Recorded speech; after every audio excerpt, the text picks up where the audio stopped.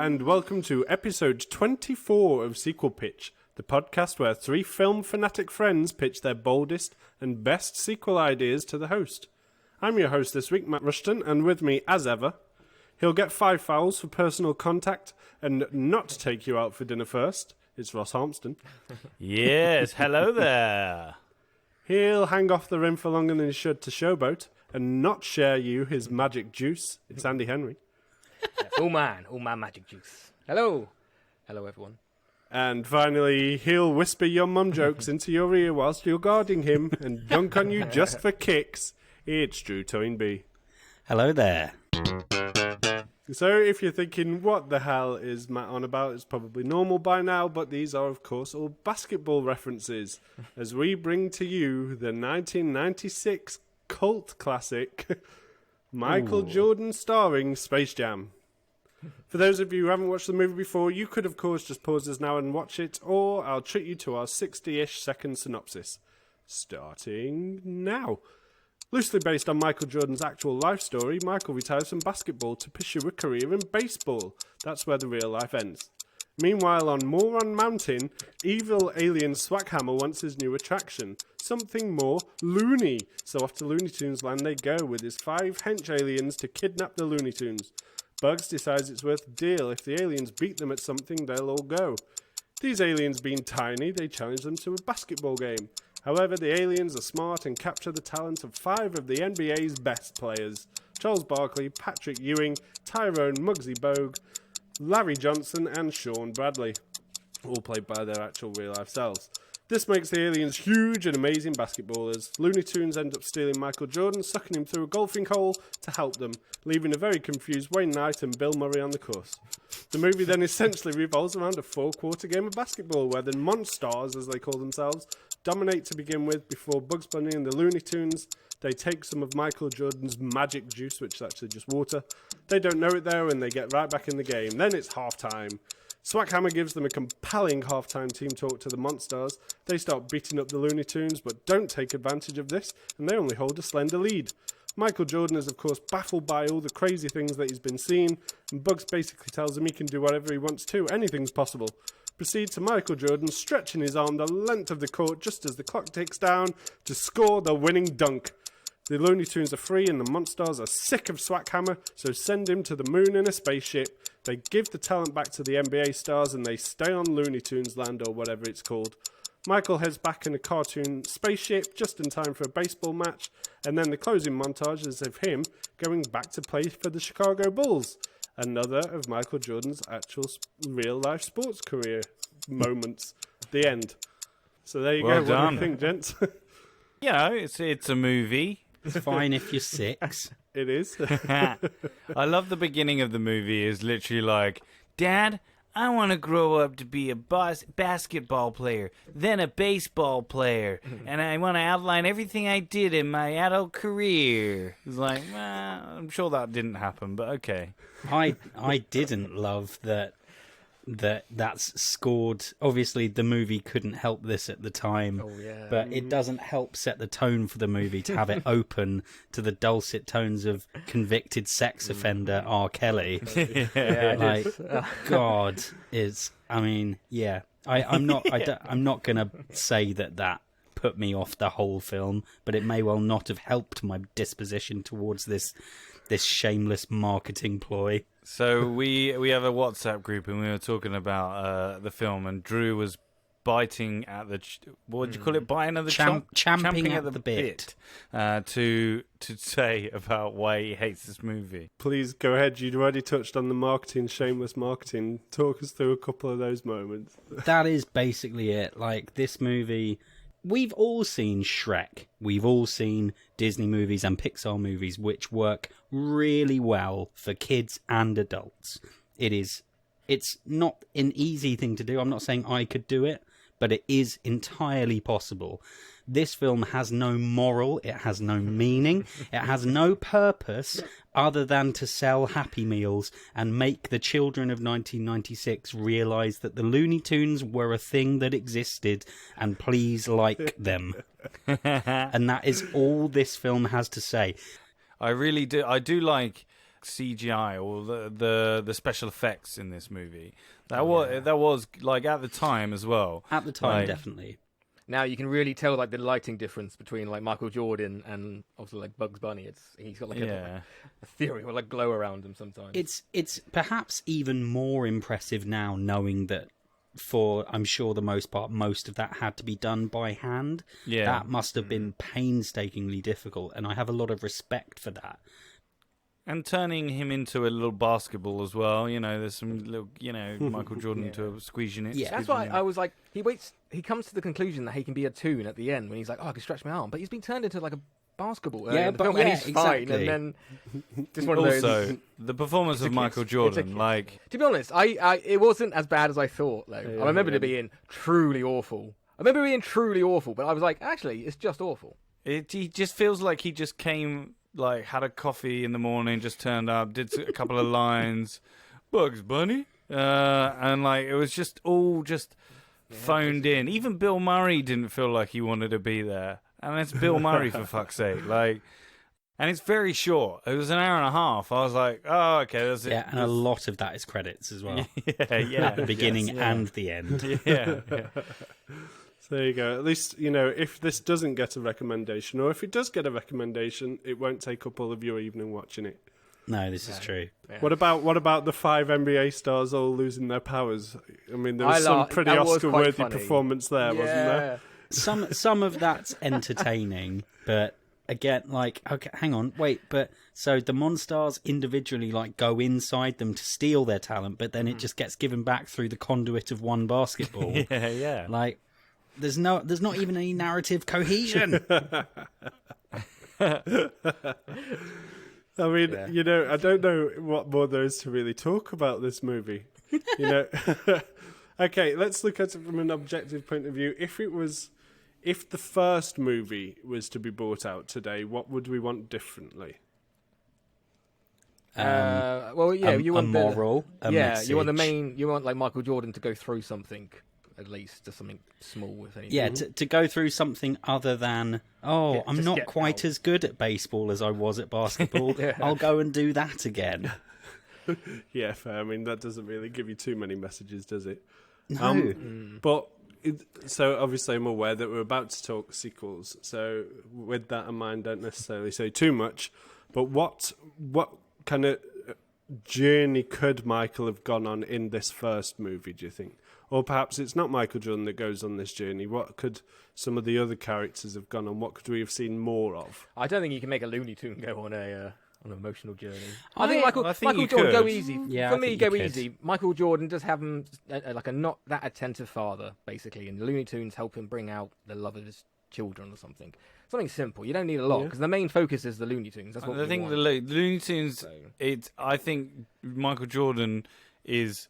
The moral could be you're trying to get all these guys to work together who are villains and heroes. Like, there's Wile E. Coyote, there's all the other ones, and they're against each other. In the Looney Tunes, they don't like each other. So I think they could have done a little bit more on that, building a team together, and like Michael Jordan sort of like using his experience of basketball. Although he was a massive one-star guy. He was always like, everyone was always like, pass it to Michael.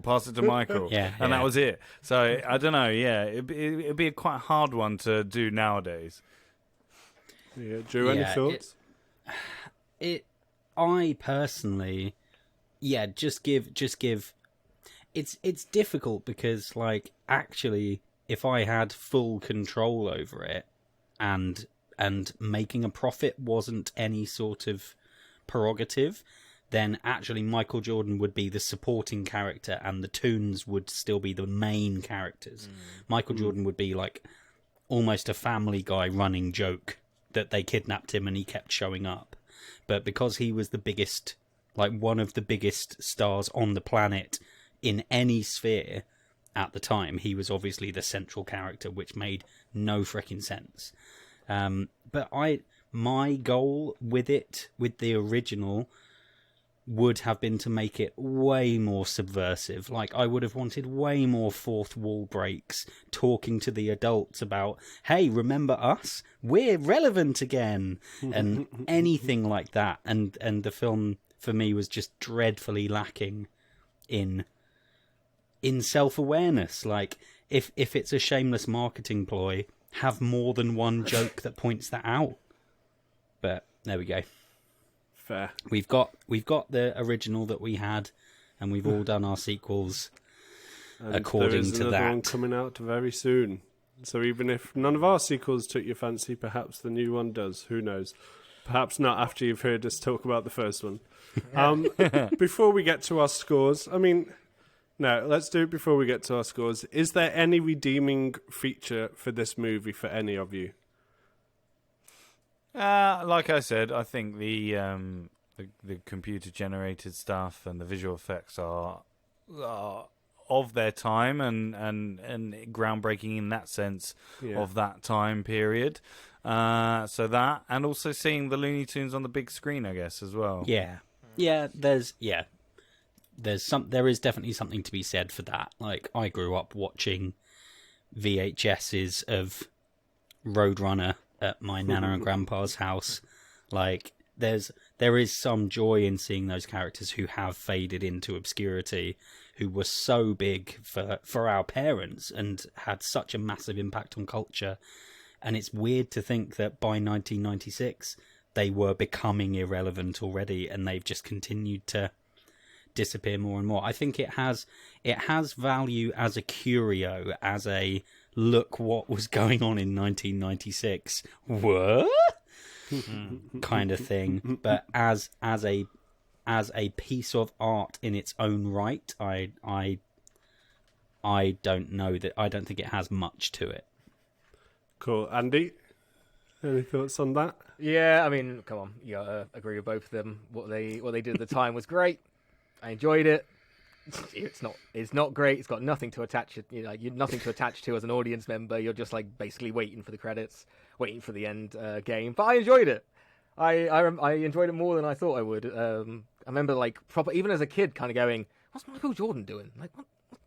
But loving the Looney Tunes, and it could have been a bit loonier. I think if anything, you take the basketball out, you take out Michael Jordan, but I think the actual basketball hinders them a little bit because it does not just allow them to be as loony as they could, I guess. And a different setting or a different sport or something, I think. But they did fine. I enjoyed it. I might actually watch this again sometime in the near future. Wow. So here's the deal.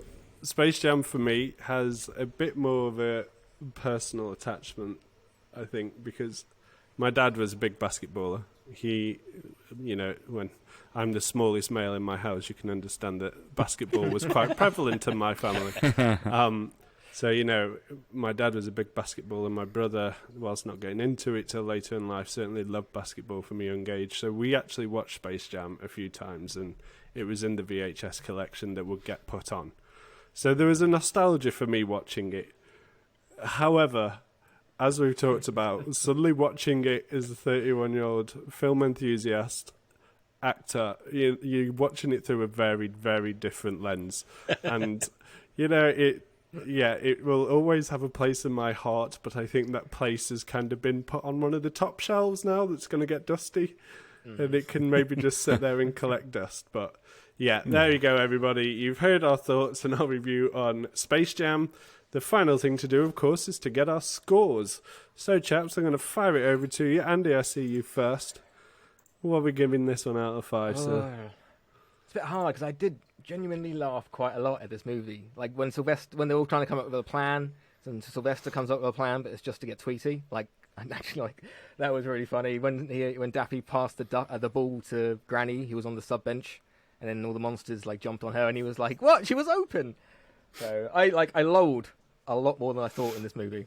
I don't know if I could proper give it a recommendation, so I'm going to give it 2.75 squished little mice, because that made me laugh as well when he came in and he was all sweet and happy. And you're just waiting for the basketball to just, smash down on this poor little mouse.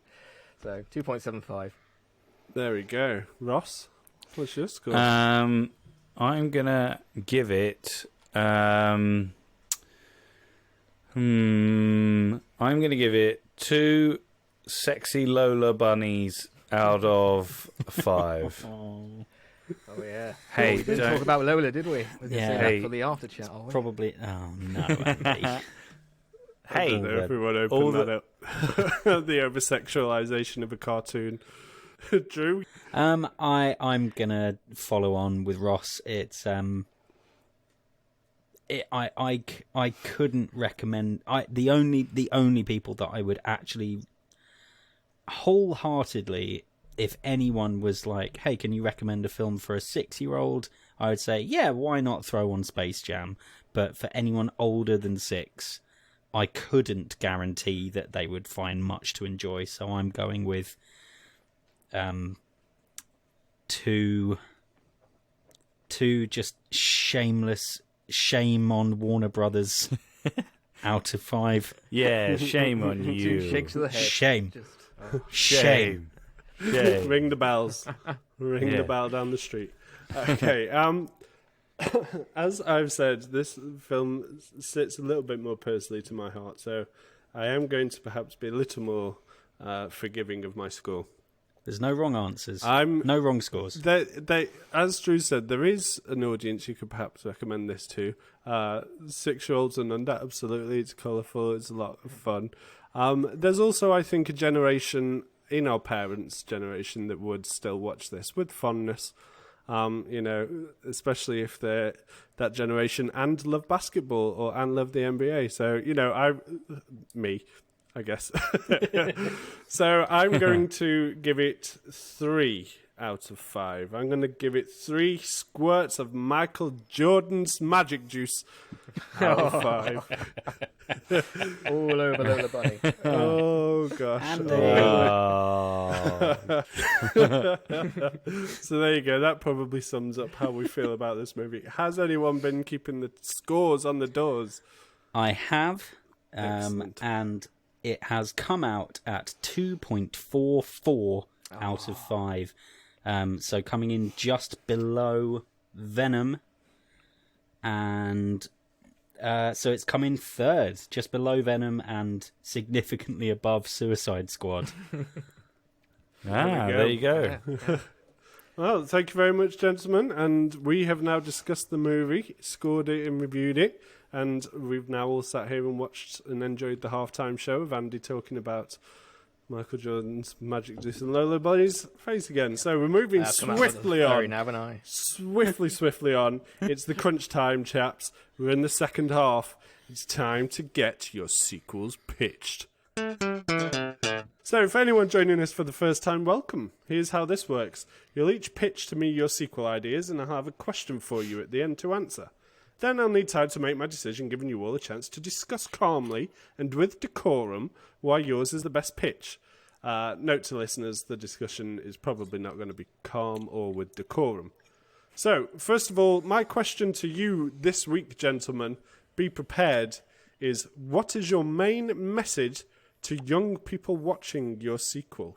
Think about that. Okay? So, the person who was last to upload their pitch is therefore going to be the first to pitch. That means, Ross Holmston, what is your title and do you have a one-liner? My title is called Space Jam Second Quarter. And my one line is Michael Jordan and his now old family have to work together with the Looney Tunes to stop an old foe from taking all the talent out of the world. Ooh. Excellent. Oh. Take it away, sir. The film opens and we see Michael Jordan, now much older, shooting hoops at his home. He misses one, and then we hear a voice say, "Getting rusty, old man." We see Michael B. Jordan. It's established that he's Michael's son, Eric. We then hear a female voice say, "Dad, Mum said food's ready." It's his daughter, Jasmine, played by Zazie Beetz. We establish that both kids, although started playing basketball, never followed in their father's footsteps. They go in for dinner. Eric has a moment and scores a 3-pointer. The camera pans out and a much like the first one, follows the planets till it reaches an alien planet. We go through it and see statues and effigies of a familiar bad guy. It's Mr. Swackbottom. Oh shit, he's back. We see huge factory with the face of Swackbottom on it. Sorry, we pan Ross, it. do you mean What is his name? Swackhammer? No, I'm Swackhammer. going to call him Smackbottom, all right? Okay, Mr. Smacked Bottom. yeah. Swackhammer. We pan into an office and we see Swackhammer sitting in a chair. His office is littered with pictures of Michael Jordan and the Looney Tunes. A little alien creature called a dweeble comes in, and we establish that Swackhammer landed here and built a business in mining the planet of its rich crystal, and he wants revenge on Michael Jordan and the Looney Tunes once and for all. Oh no! Swackhammer says, "Are they ready?" And the dweeble says, "Yes, sir." The camera pans out and we see a huge fleet of alien ships. We then establish that the dweebles, through a hilarious scene in a science lab, that they have found a way to suck the talent out of everyone on the entire planet. And that when all the people are talentless, Mr. Swackhammer will use the entire planet as a sort of docile human zoo. Oh, cute. Cut back to Michael Jordan and his family watching some Looney Tunes. There is a funny scene in which Bugs Bunny is doing something funny to Elmer Fudd with a basketball, and he sort of winks at the camera. Jordan laughs. Maybe there is time to insert some family drama shit and tension with Jordan being sad that his kids didn't follow in his footsteps or something. Anyway, Swackhammer and the dweebles arrive at Earth, where with their fleet they hover above loads of major cities. Jordan sees this on the news and then is beamed up aboard Swackhammer's mothership. Cue bad guy speech saying he's going to finally get his revenge, but because it's Looney Tunes, the power because it's Looney Tunes and it's a cartoon world. It takes ages to power up this machine to suck all the power out because it's otherwise it's shut up. Then Eric and Jasmine find their dads missing, and we see the pandemonium the dweebles are causing, and they decide to go get the Looney Tunes, but they have to go to Bill Murray, who knows the only way in because for some reason he found the way in into the fucking basketball court. So cue some hilarious scene with him. They go to the Looney Tunes land, try and get them to help. Cue two having to do some wacky things to convince them. Anyway, they convince them to fight the dweebles. They come out of the Looney Tunes land and fight the dweebles, cue a 10-minute action scene which ends with them all getting on board the mothership and having a face-off with Swackhammer. He challenged them to one more basketball game, but this time he's using Michael Jordan, who's been mind-controlled. Oh, shit! And some beefed-up dweebles as well. So the Looney Tunes and the new kids, as in his daughter and son, Michael B. Jordan and Sazzy, have to play against them. Spoiler, they win. And Michael Jordan has a moment where he snaps out and he sees his kids and is proud. The Jordan family do a Jeff Winger speech to the dweebles saying they are better off without Swackhammer. So instead of firing into the rocket, they get a giant pencil and rub him out. The dweebles leave. End of the film. That's all, folks. Thank you very much, Ross. So, my question to you, sir. What is your main message to young people that are watching this movie? You don't always have to follow in your father's footsteps. You can just do, you can be whoever you want to be. And I think Michael Jordan realizes that at the end. He sees that even though they are playing basketball, they that's not what they wanted to do. But he's happy that they're happy, and also it's just about stuff and aliens and things, and yeah. Amazing. Thank you very much. You're welcome, mate. Right. So we take that one and we move on over to our second picture of this evening. Andy Henry, sir, what is your movie title, and do you have a one-liner? I do. Mine is called Space Jam 2, Lay Off the Smackdown. Okay. And my one-ish liner is, Porky Pig's evil twin cousin breaks out of jail and threatens to take over the Looney Tunes. Bugs and the gang need to help fight these villains. Help from a man who needs to take life a little less seriously. The Rock. Okay. Well, there you go, folks. Get ready for it. Andy, take it away. Okay, so we open in a maximum security jail on top of a mountain, hidden behind clouds on the planet Prisonland. Porky Pig is escorted to visit his twin cousin, Mince McHam, who was in jail for homicide. Mince is a gruffled, mean version of Porky, voiced by Jason Statham. And as Porky leaves, he becomes jealous of the life his cousin has and turns to his gang, either all large pigs or different animals, and says he deserves that life and he will take it. In the real world... Oh. Sorry. Press the wrong button. Everything's gone mental. In the real world, we meet The Rock waking up on the day of his wedding. He's excited and is accompanied by his funny best man, probably Kevin Hart. The Rock says in 10 hours' time he'll be a married man, and we see that he's not the fun-loving guy he once was. After leaving the wrestling game, turning his eye to business, he's become a lot more serious, aka boring. Back in Looneyland, and we're in the middle of a classic Wile E. Coyote and Roadrunner cartoon, as Roadrunner outwits another plant and tries to run away, but he runs into a large pig goon. Mince enters and has a bad guy monologue about how he broke out of jail and tells them to send a message to the other toons. He and the goons start to beat them up, but Roadrunner manages to get out and run away. In a classic Bugs cartoon, Bugs is surprised when he sees Roadrunner enter and start to meep.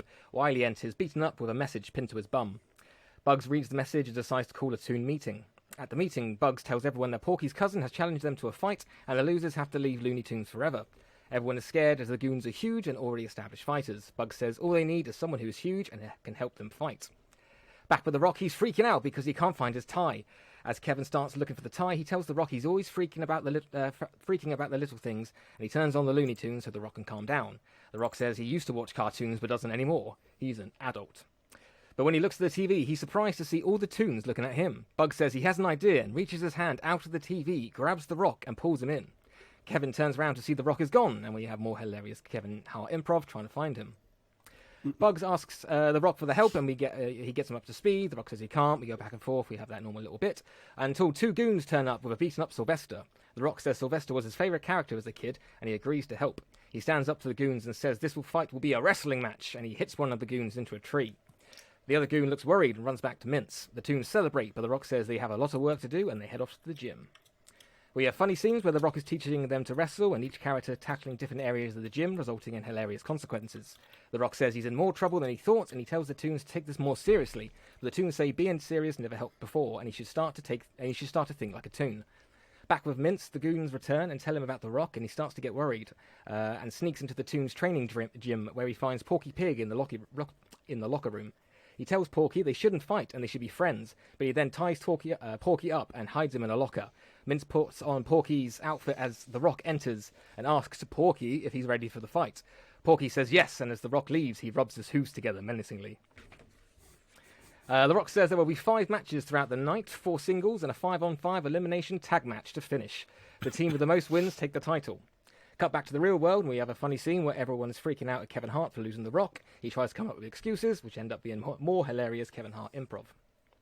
The first match begins, and the matches have big, over-the-top entrances and can be violent as hell because it's Looney Tunes. So someone doesn't just get powerbombed through a table, but they go through the ring and the floor. The score is tied, with the Toons winning 2 matches and the Goons winning 2. Near the end of the tag match, it's Bugs, the Rock, and Porky, who is really Mince, versus 1 Goon.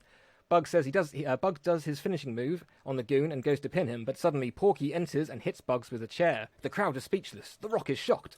Porky puts the goon on top of Bugs, and Bugs is counted out. Mince then takes off his disguise and joins the goon's team, so now it's the Rock against 2 goons. The Rock looks like he's going to get overpowered and lose, but then he looks to Bugs and remembers what he said earlier, and we hear a whisper of, "You need to think more like a toon," and we pull out to see Bugs actually just whispering it in his ear. The Rock breaks free and starts acting like a toon in order to win. Like Michael Jordan in the first, he can stretch and contort his body and pull random objects out of the air, basically. He wins the match, and the Rocks and the Toons start to celebrate, but Mince tries to attack the Rock, who punches him to Bugs, who punches him to Daffy, and so on, till everyone has a final hit, and then the Rock punches him through the ceiling, into the sky, and out back into space. We have a nice wrap-up where obviously Porky's found, and the Toons thank the Rock, and the Rock says he's missed them. Bugs says he needs to get him home, so he punches the Rock back through the TV and onto the sofa. As he does, Kevin Hart enters and asks the Rock where he's been, and the Rock has a small speech where he says he hasn't been here for a while because he's got lost in the business world, but he's back now. He gets married, and we have a happy ending. On the honeymoon, he and his wife are eating breakfast, watching Looney Tunes. And then there's a mid-credit scene where we see Mince flying through the air, thinking he's safe, but he falls through the prison roof back into the handcuffs that he broke out of. The guards stop looking for him and laugh. Okay, brilliant. Thank you very much. Yeah, my question: what is your main message to the young people watching this? Growing up doesn't mean you have to be boring in commas, inverted commas. Doesn't mean you don't have to take life too seriously. That's what I'm trying to say. Okay, great. If you think more like a toon, and you can get through some problems. Awesome, thank you. Right, we've fired through 2. We have one more sequel pitch left to hear. Drew Toynbee, it's over to you. Cool beans. Mine is Space Jam 2 Rematch. 25 years after Michael Jordan helped the Toons defeat Mr. Swackhammer, or Smacked Bottom, he's back to finish the job that he started. Amazing stuff. Right, take it away. Okay, so the movie opens with the Toons enjoying their lives. Lots of meta jokes about how they sure have a lot more time in their hands to do whatever they want now that they're not culturally relevant anymore. Then out of the sky, a shadow. The Toons look up, holding each other close, looking scared. The shadow resolves into a spaceship. Stepping out of it is Danny DeVito's Swackhammer, with a team of tall, menacing-looking baddies behind him. The Monstars 2.0. He smiles an evil smile. We cut to titles, Space Jam 2 Rematch. Michael Jordan is enjoying retirement when he's once again pulled down into Toon World. Cue multiple jokes of, oh no, not again, Bugs mugging for the camera, all of that kind of good stuff. It is explained to Michael that Mr. Swackhammer checked the rules of the game of basketball after the last loss and found that whilst his Monstars broke lots of rules by brutalising the Toons also broke rules by sort of putting bombs, bringing skunks onto the court, all of that kind of stuff. So Swackhammer spent 25 years training new Monstars from the ground up to destroy the Toons in a rematch with no cheating allowed. From this point on, it's kind of a standard sports movie with the Toons centre stage being Toons. Michael's acting as their coach. He can't play anymore. He spends lots of time training them, coaching them on their various insecurities, helping them to improve, helping them to try and work together. All the usual pratfalls, but mutinies, and they're upset that they're being trained too hard. They want to cheat. They want to use their wackiness. They want to try and work out how to use their gags, and Michael has to shout them down because they won't listen to him. They start getting more frustrated, and they kind of have a go at Michael for never coming back to see them in Toontown, and Michael's likewise angry that they kidnapped him again. Meanwhile, Swackhammer's team are training in like the complex next door, and they're antagonistic to the Toons sort of at every turn, but they see that even though Michael and the Toons are fighting, they can see that Michael cares for them and he wants to help them win, even when they're angry. Although where their experience is Swackhammer brutalising them into training harder, and they keep seeing the Toons all caring for each other. Then the game arrives.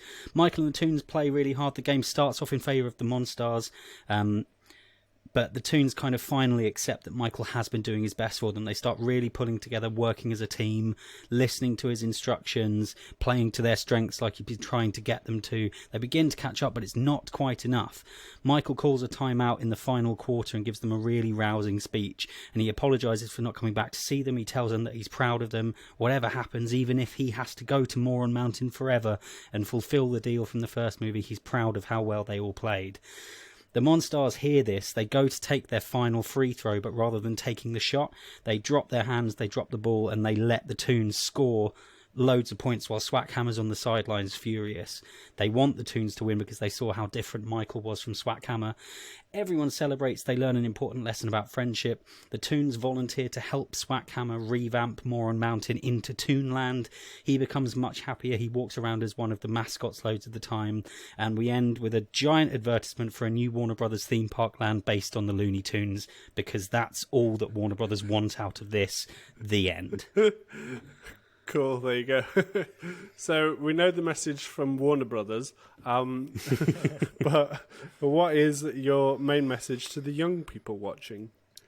That sportsmanship is important and tough love can work, but as long as you care for each other underneath, people will respect that. And it should be respected. Okay, thank you very much, gentlemen. Right, 3 very interesting pitches, to, whilst similar, very different in their own distinct paths. I'm going to take off the 4th quarter and have a water break and just sit back and listen, basically. In the meantime, I'm inviting you all to tell me why your movie should be chosen and dunk on all those other pitches, baby. The boots are laced, the gloves are off, and the court is yours. Take it away. You should pick mine because mine is a good old classic basketball rematch with a returning villain. Because who doesn't like a returning villain? And I've introduced some young blood in it. Yeah, so that's why I should pick mine. I mean, you should pick mine for all the exact same reasons. Yeah, Ross mine and just said. Drew's are kind of the same, really, ish. Except I would point out Ross's, I felt like, where Ross had said in the pitch, and of course the Toons win in the end. Like, where's the jeopardy? Oh, you know, well, they show up and of course they win. Brilliant, fantastic. You know, I didn't specifically say everything that happens in them.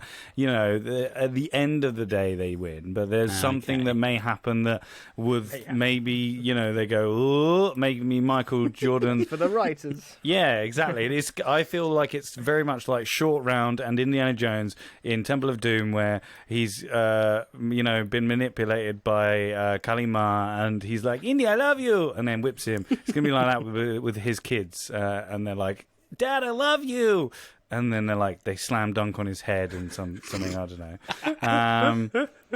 Andy's is a it's a good idea.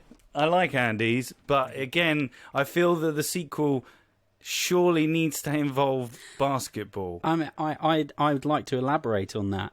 The term jam is specifically a basketball reference. So, if this was space rock slam. bottom, No, space slam, Yeah. that would work. But You just gave him the idea to change his pitch now. No, but he's done it already. No, that's It's true, fine. yeah. He's submitted his work. It's already in. He can't change Exactly. it. I feel like Andy's is more of a reboot than a sequel, if that makes sense. I like it. I think it's a good idea to have The Rock in it. But yeah, a wrestling match, I don't know. Obviously, you're talking to a wrestling fan, so you know. with Andy's, I just got myself caught up on, like, okay, so all right, Mince breaks out of prison and then is like, I'm going to fight you all, and if you lose, you all have to leave. But it's like, what, him and 2 goons? And why don't No, he's got like what 10 what goons. leverage? Okay, 10 goons. There's fucking like 50 Toons. Like, what leverage does he have to stop Bugs Bunny being like, no, Jack? Because it's you can say that about the first film. Like, the first film, you can say that about all our pitches. Yeah, I Basically, mean, the that is movie true. needs Yeah, to yeah, happen. that is entirely fair. That is true. Unlike the director, apparently one of the Looney Tune episodes, didn't like it. Didn't like Space Jam because he was like, Bugs Bunny wouldn't need to recruit anyone. He does this every episode. He gets rid of like threats like this. He wouldn't need anyone. So, like I say, we just need the story to happen, basically. Yeah, I mean, for in my own defense, because I haven't actually said why I think you should choose mine, Matt. I think it's because I've accommodated for the kind of subversive wink, wink, nudge, nudge to the audience that hopefully adults would enjoy more, that the first one I felt like missed out on a bit, but also hopefully retroactively make the first one a little more watchable by pointing out all of the stuff that was silly and allowing for silliness through character rather than silliness through crap. Yeah, but plot. Drew's has got a rubbish finish. It's like, oh, they drop their hand. The heroes don't win, which you really want in a kind of cartoon. No, they do win. What are you talking about? They do win. They don't like win though. They win because The their other team strength of forfeit, character basically. wins round the baddies. Like, that is way more classic children's movie fare than, hey, look, Michael Jordan, who's already the best basketball player in the world, can now make his arm stretch in this one place in the universe. Whoa! I've got Michael B. Jordan. I've got Michael B. Jordan and Zazie as well. And Zazie Beetz. And I bring Bill Murray into it as well. So I've got Bill Murray in mine as well. A little cameo from him. I don't want him to have the whole film because I feel that he probably can't be bothered. But yeah, I do feel like he'd show up for a cameo. yeah. He'd show up for a thumbs up It's not from filmed the anywhere sidelines. warm, and he can lie on the beach. Yeah. Have a drink. I did- I He was wouldn't be g- there for more than a day. I was gonna be like, oh, and then the whole. If I did a third one, I'd be like, oh, and then everyone's found Toontown, and it becomes a tourist destination, and then they turn it into a theme park like Drew's did. And then it's going to be like Jurassic World. You two have basically just brought the same pitch, just Ross Yeah, has we spread really it over have. 2 movies and you've done it in one. Cool, Andy, come Yeah. on, let's hear what you've got to Okay, say so for yourself. yeah, I say one of my problems is Ross and Drew's are so similar because I think they're so similar to the first. They didn't you could have had Slackhammer's kid, with all this vengeance and want to take revenge on the Looney Tunes that way. Ross stealing Tanit again is just very similar to the first. I think the story is a bit everywhere. You haven't got much of a message, which I think was the one question Matt had. Drew, I'm just worrying. Yeah, again, very similar, but I'm just worrying how loony his Looney Tunes will be if Michael's trying to teach them to be serious, and then if they're playing the game and they're trying to impress Michael, then are they playing seriously? So just how much loony or how loony are these Looney Tunes? Mine, it's got a good light human story. Say the moral, my message is it's not heavy-handed because it's a kids' film. The wrestling format shows, I think, it's better than basketball as it's prime for the Looney Tunes. Let's say we can go for tables and get hit with chairs. It's made for it. I would say it's a sequel. Let's say the new one isn't technically. Some people said the new one's a reboot, but it's actually being advertised as a sequel. So this is a sequel. It's got The Rock in. Everyone loves The Rock. The same format of a celebrity getting taken against their will to help the Toons defeat a space threat. That's what the sequel's about. It's not necessarily losing the same people or basketball or anything like that. What I want to do is start a franchise. Let's get every. I'm trying to think of who's like a personality in every sport that could basically. Like I say, Warner Bros. Have got a money Tiger Woods? machine. Maybe. Child friendly. Yeah, child friendly Tiger Woods. But yeah, say with this you could totally have a franchise with every person of a sport or anything like that, and it's basically the same story. See, So it's printing money basically. See, That's what I want to do. Start a franchise with this Rock. See, what we're doing, listeners, is every week we're just going to introduce The Rock so that he eventually has to tweet us or retweet us because we're just going to on for an annoy him. episode. Because we're just going to tag him in every tweet that we do an episode. Like, hey, Rock, you should listen to our bitch. And he's just like, oh, for fuck's sake. All right, fine, And the day retweet. we've made it will be the day that we all sit and take a shot of his tequila with him on a live stream. Yeah. Oh, That'll yeah. be it. I mean, we can put our lives aside then. We've completed it. I reckon I would class myself as having made it if he liked one of our tweets. Yeah, that would be pretty good. No. Let's work up towards something. Career goals. Yeah. Cool. Right. Thank you very much, gentlemen. I've taken everything that you said on board, and I have made my decision. But of course, I'll go around and give you my final thoughts on all of your movies. Ross, I liked very much that you brought Swackhammer back, keeping the focus on it. I like that there's a family journey, that you've introduced the kids back, with some stellar casting as well. The whole idea of don't follow your father's footsteps, be yourself, great message to the kids. However, I don't really, I must admit, I kind of felt like it was a bit kind of subversive in the dialogue. It's something that you guys didn't know my question beforehand, but something very much I kind of found. I feel like that the basketball seems to come in quite late in the movie, and therefore isn't like the sporting side of it doesn't really play as significant a part in the movie. But then, very much still enjoy that it's crazy. We've got round 2 of the new Monstars and what have you. So great and nice little message at the end with the whole speech and then rubbing him out. Andy, another great message behind, growing up doesn't need to be boring. never, kind of enjoy adult life and whatnot. And probably a message more for the adults than the young kids, I would say.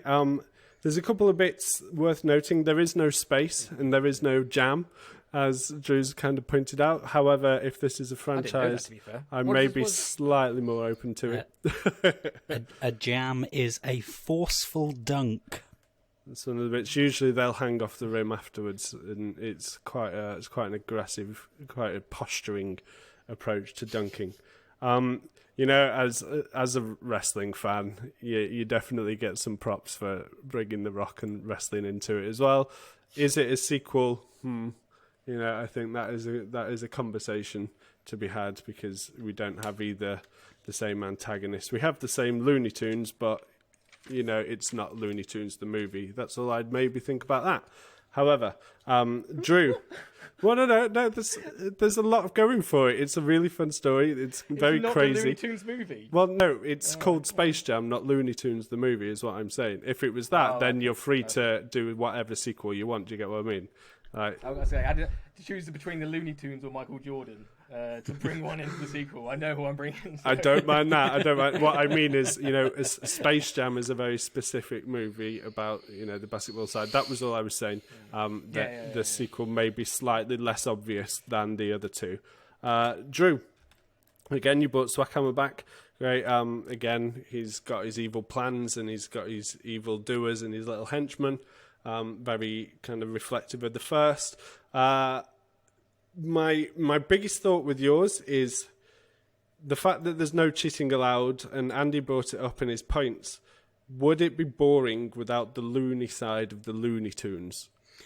Is Coach Carter boring? I don't particularly If like he's the not film, using I that must adult. admit. Just throwing it out there, I'm not a big fan of Coach If they've Carter. been allowed to be loony up. Sorry, I shouldn't have interrupted. Sorry, No, sorry, it's sorry. fine. Carry on. It's fine. I mean, you're now known as the new Andy. Coach Carter's not a Looney Tunes film. That's why it's not Looney.